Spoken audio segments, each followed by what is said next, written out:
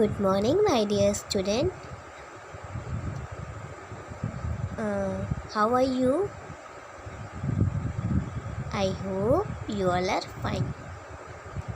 Today moral is you can't change your future, but you can change your habit, and surely your habit will change your future.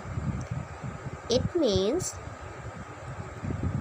आप अपना future तो change नहीं कर सकते हो क्योंकि आपने फ्यूचर तो देखा नहीं है, बट आप अपनी हैबिट्स को क्या कर सकते हो, चेंज कर सकते हो। और अगर आप अपनी हैबिट्स को चेंज कर लोगे तो वो श्योर है कि आप अपने फ्यूचर को भी चेंज कर सकते हो। अगर आपके अंदर कुछ बुरी आदतें हैं, अगर वो आप चेंज कर लोगे तो आपका फ्यूचर में तो आपको बेनिफिट होगा ना। तो अगर आप अपने फ्यूचर को चेंज नहीं कर सकते हो, लेकिन अगर आप अपनी हैबिट को चेंज कर लो तो वो आपके फ्यूचर को श्योरली चेंज कर सकता है कि आप फ्यूचर में कुछ कर सकते हो। तो इसीलिए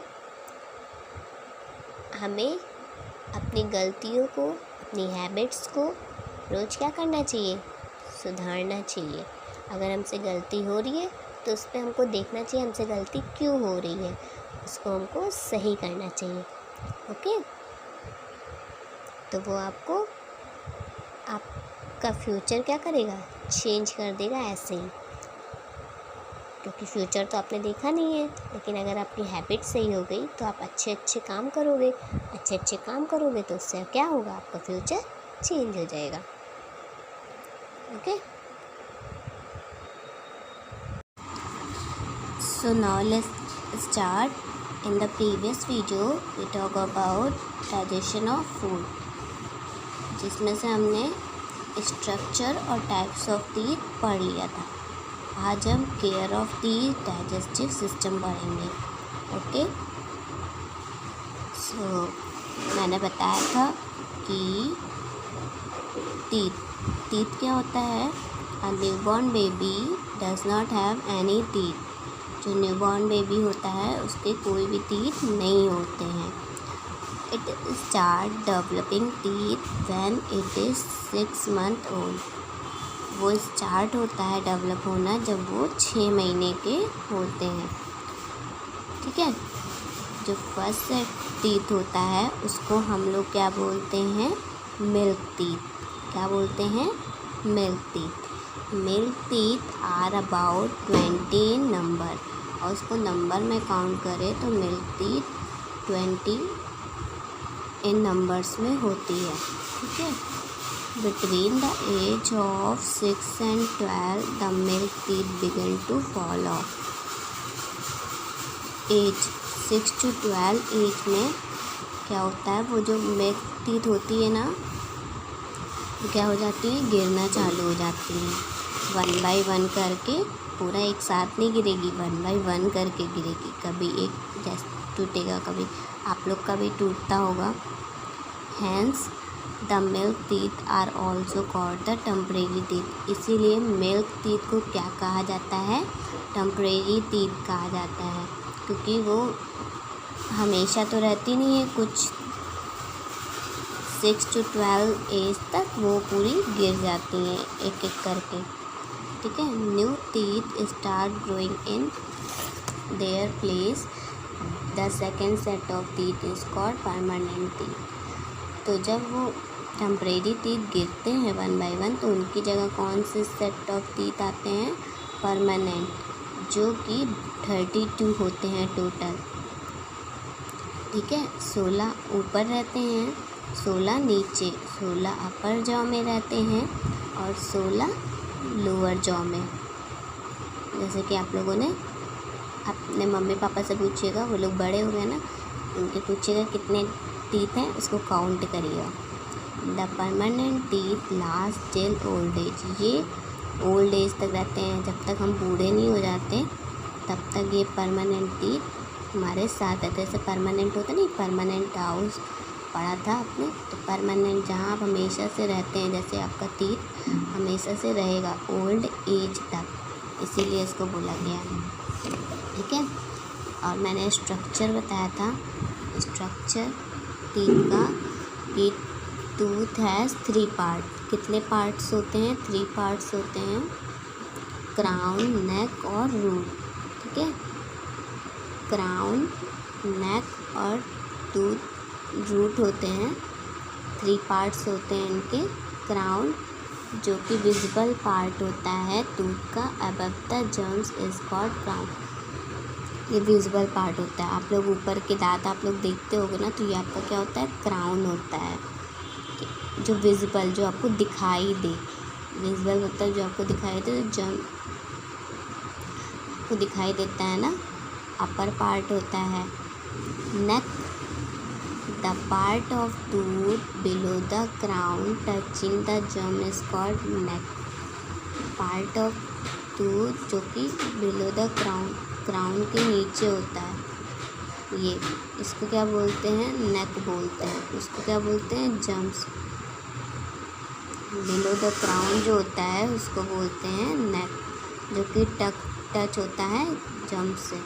हमारे मसूड़े से ये टच होता है ना, देखते होंगे, आपको दिखता है ना,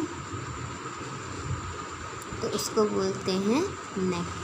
अपर पार्ट क्राउन हुआ, जो टच है वो नेक हुआ। The part of the tooth inside the gums is called root. जो उसके जो पार्ट होता है इनसाइड द जर्म्स, उसके अंदर का पार्ट होता है, उसको क्या बोलते हैं? रूट बोलते हैं। जो नीचे से रूट क्या करता है? टीथ को हमारे बहुत ही मजबूत रखता है। ठीक है, तो उसको क्या बोलते हैं? जम्स, रूट बोलते हैं। ये इनर पार्ट होता है, इनसाइड द जम्स पार्ट होता है टूथ का। The part of tooth inside the gum is called root. जो अंदर रहता है ना, सबसे नीचे वाला पार्ट रूट, यही क्या रहता है? सबसे मजबूत रखता है हमारे टीथ को। The hard white outer covering of a tooth is called enamel. जो हार्ड कवरिंग होता है उसको क्या बोलते हैं? वाइट कलर का होता है। हार्ड और वाइट आउटर कवरिंग होती है, बहुत ही हार्ड होता है ना, इसी के थ्रू तो हम लोग खाते हैं, फूड ईट करते हैं, ये ब्रेक करता है फूड को। इसको क्या बोलते हैं? इनेमल। क्या बोलते हैं? इनेमल। ये हार्डेस्ट पार्ट होता है हमारी बॉडी का। ठीक है, there is another layer below the enamel called the dentine. एक उसके अंदर लेयर होती है इनेमल के अंदर, जिसको क्या बोलते हैं? डेंटाइन बोलते हैं। एक दूसरी लेयर होती है इनेमल के अंदर, उसको बोलते हैं डेंटाइन। क्या बोलते हैं? Dentine. Below the pulp, pulp is the soft part of the tooth. ये जो पल्प होता है ना, ये सबसे सॉफ्ट पार्ट होता है। क्यों? क्योंकि इसमें ब्लड वेसल्स कनेक्टेड होती हैं, नर्व्स कनेक्टेड होती है। इससे अगर आपको आपके टीथ में पेन होता है तो हम लोग को पता चल जाता है, और वो जर्म्स से आपके कनेक्टेड होते हैं, वो डायरेक्ट जाके ब्रेन को मैसेज देते हैं कि अगर कोई प्रॉब्लम होती है तो आपको पता चलता है। ये सबसे इनर पार्ट है ना पल्प, और बहुत ही सॉफ्ट होता है। देखिए छोटी छोटी नर्व्स है आपकी, नर्व्स पता है ना, नसें, ये ग्रीन ग्रीन कलर की हमारे हैंड में दिखती है, वही क्या होती है? नसें। तो ऐसे ही नर्व्स और ब्लड वेसल्स गई होती हैं। द सॉफ्ट पार्ट होता है। ठीक है, अब नेक्स्ट आते हैं types of teeth. Teeth are mainly classified into 4 types based on their function. Teeth कितने टाइप्स की होती हैं? बताया था मैंने, 4 टाइप्स की होती हैं। 1 2 3 4। ओके, सबसे पहला क्या होता है?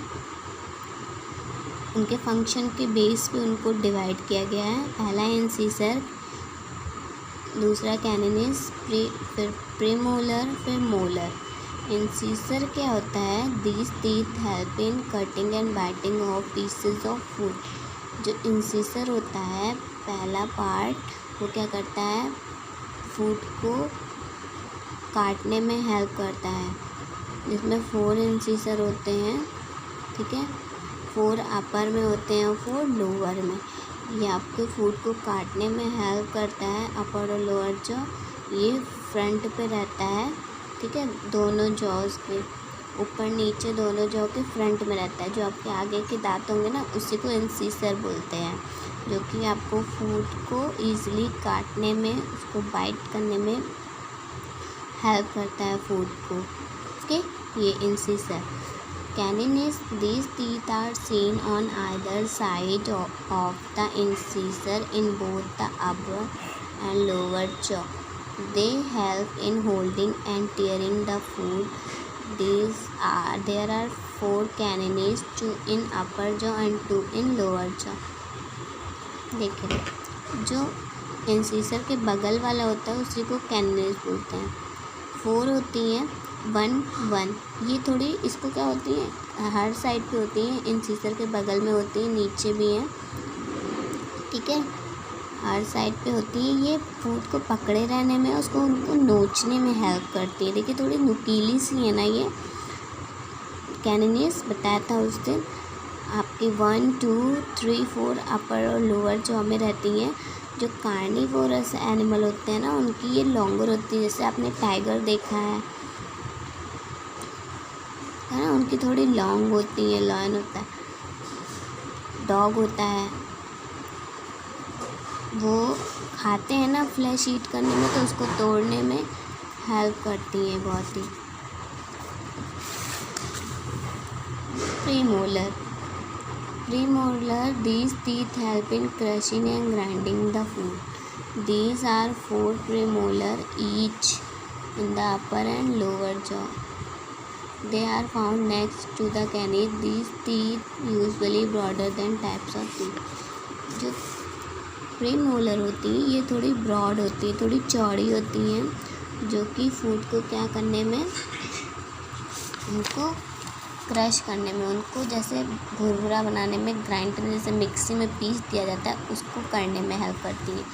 4 होती हैं, 4 प्रीमोलर होती हैं अपर एंड लोअर जॉ में, 2 ऊपर 2 नीचे, मतलब 2 आइदर साइड, और कैनिनीज के बगल होती हैं। ये कैनिनीज के बगल होती हैं। ये 2 ये 2 ये 2 ये 2 क्या करती हैं, हेल्प करती हैं उसको ग्राइंड करने में, एकदम जैसे चूरा बनाने में, ठीक है। आपने देखा ये इंसिसर वाले टीथ थे, कैनिनीज थोड़े नुकीले, प्रीमोलर थोड़े से ब्रॉडर थे टीथ से। Molar, these teeth are found toward the back of the mouth. They help in chewing and grinding the food. These are 12 molar in total, 6 in lower jaw, 6 in upper jaw. The teeth grow at different stage. They bigger and broader than other. जो molar होते हैं वो क्या करने में, उसको चबाने में हेल्प करते हैं। 6 होते हैं, 6 ऊपर होते हैं, 6 नीचे होते हैं, और ये और टीथों से क्या होते हैं, ब्रॉडर होते हैं, ठीक है।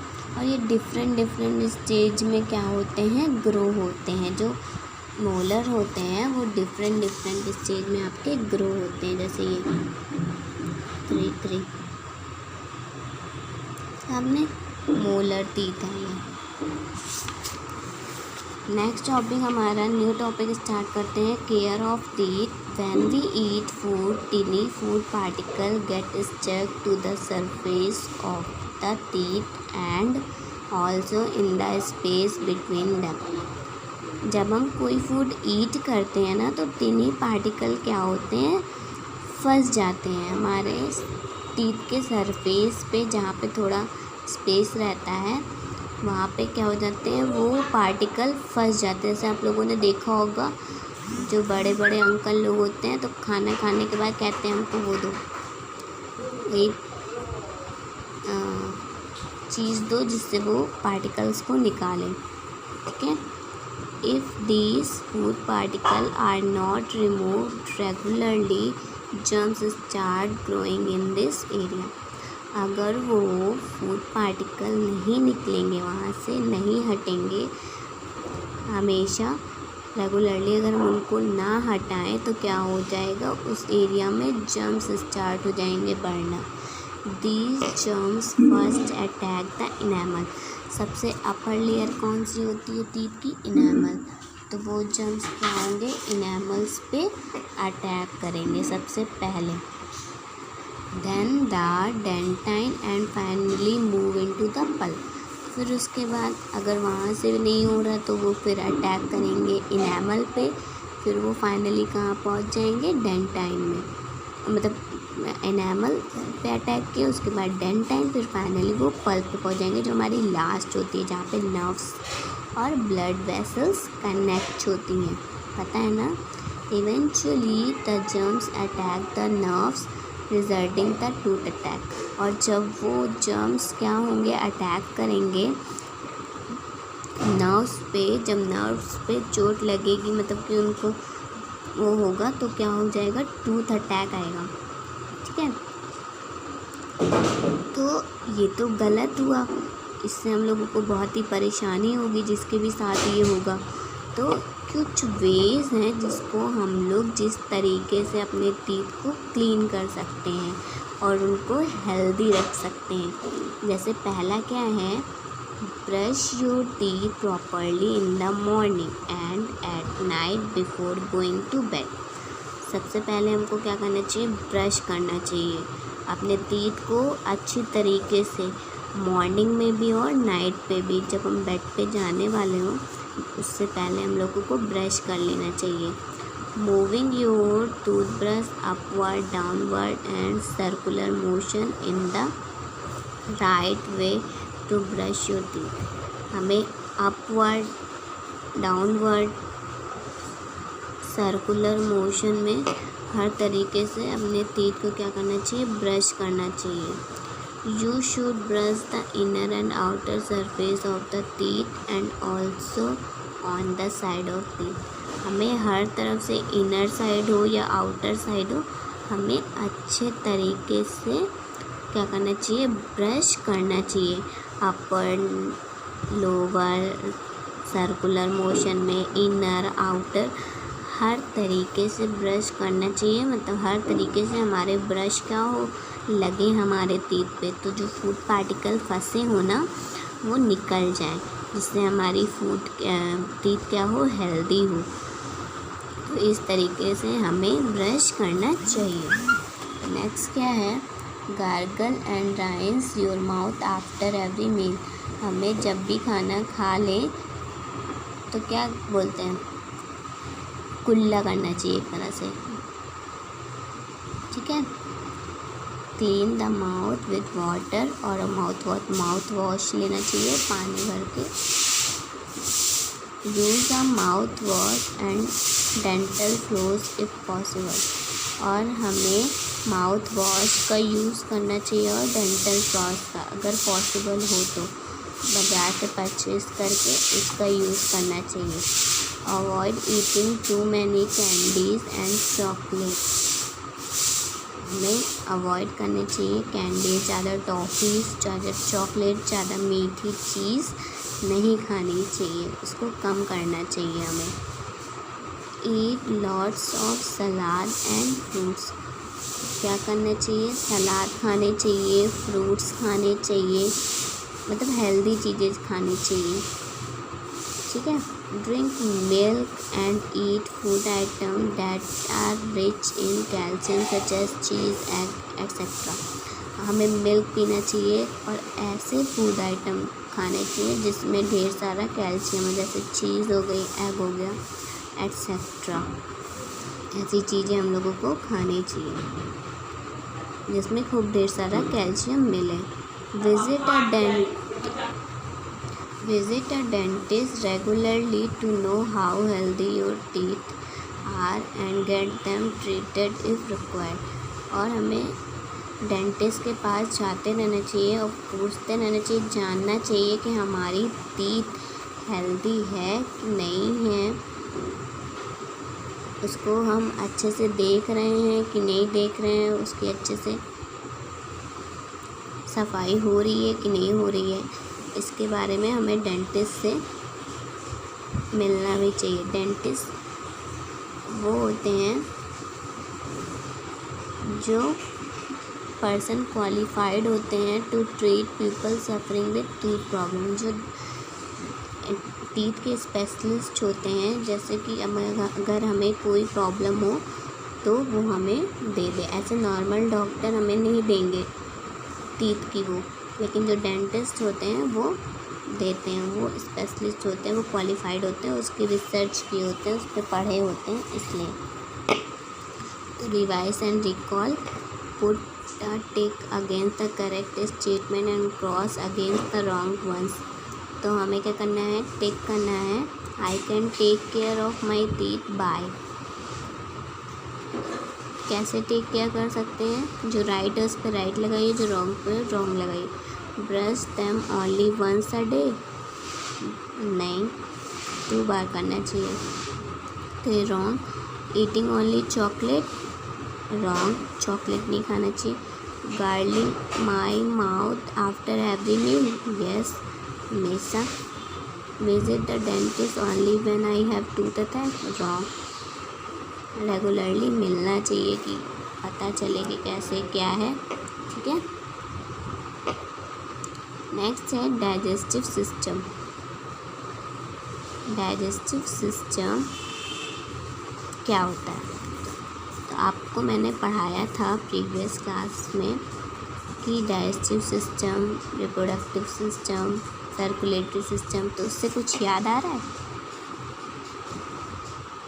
ये फिगर देखिए, कुछ याद आ रहा होगा। तो डाइजेस्टिव सिस्टम क्या होता है बेटा, अब body get energy from the food we eat. हमारी बॉडी एनर्जी कहाँ से पाती है, जो हम फूड ईट करते हैं। To get energy food has to be broken down into smaller substance that can be easily absorb by the body. तो हमें एनर्जी पाने के लिए हम लोग फूड ईट करते हैं। तो जो हम लोग फूड खाते हैं वो क्या होता है, पहले छोटे छोटे पार्टों में क्या होता है, ब्रेक होता है, ठीक है। स्मॉलर उसके सब्सटेंस बनते हैं जिससे वो हमारी बॉडी में क्या हो, अच्छे से अब्सॉर्ब हो जाए।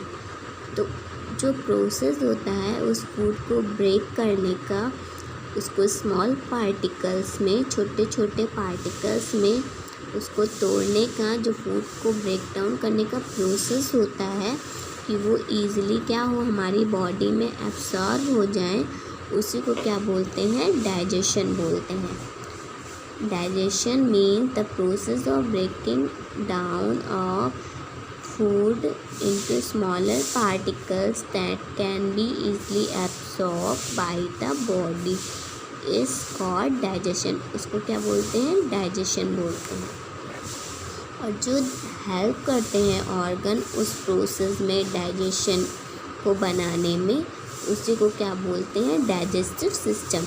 सिस्टम में आपके पूरे ऑर्गन्स आ जाते हैं, और जो प्रोसेस होता है उसको, फूड को ब्रेक करने का, वो क्या कहलाता है, डाइजेशन।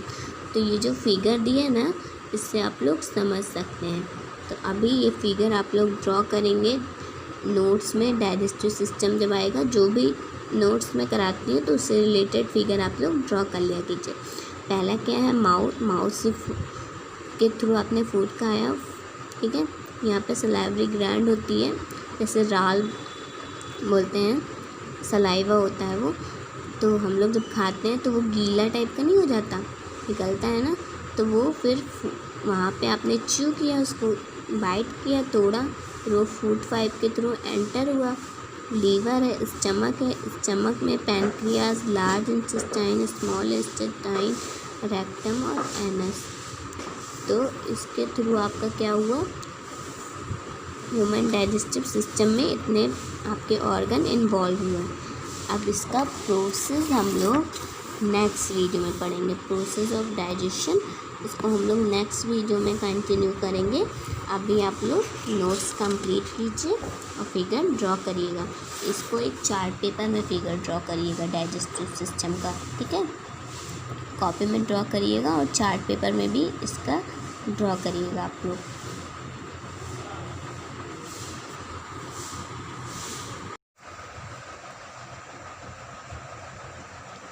ये आपका नोट्स है,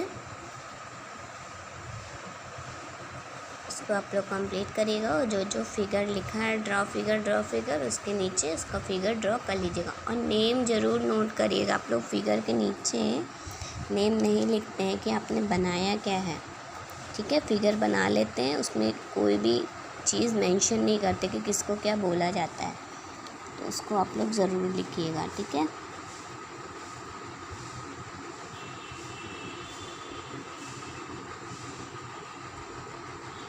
care of the digestive system,